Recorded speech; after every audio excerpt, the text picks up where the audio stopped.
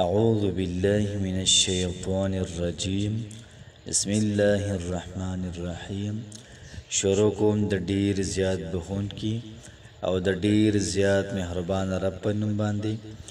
السلام علیکم ورحمت الله وبرکاته امید در رب کوم چې تاسو ټول په ټیک ټاک الله پاکم خوشاله آباد ساته الله پاک دی منګو تاسو ټول د هر قسمه پریشانی نه بچ کی الله پاک دې زمونږ او ستاسو ټولو حاجتونه د دې پوره کړي محترمو نن چې کومه زمونږ وظیفه ده نو دا وظیفه ډیره زیاته اعلی ده وظیفه محترمو د کاروبار حواله سره ده کو څوک دا وایي چې الله پاک دې زما کاروبار کې خیر او برکت واچي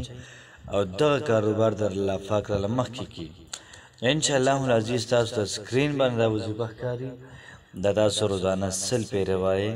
ان شاء الله العزیز الله پاک استادو کاروبار اب اوشم کوي محترمو دا غرنګي کوڅو کې د رزق د فارقې دا غرنګي کوڅو کې د پیسو د فارقې ان شاء الله العزیز تمره فور بل وظیفه را چې او سو ورځو کې به تاسو ته د وظایف چې څومره رزلټ او څومره چې نتایج محترمو دا به تاسو ته موصول شي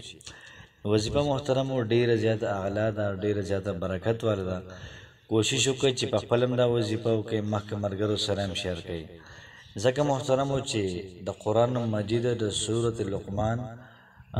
26 نمبر آیات ده او دا آیات ډیر زیات پاورفل ده نو سارو مهامو دا سلسل پیری شروع کړئ ان شاء الله العزیز الله پاک با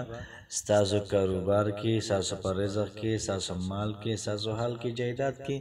اللہ پاک بکے برکت واچے آیت دا سے دے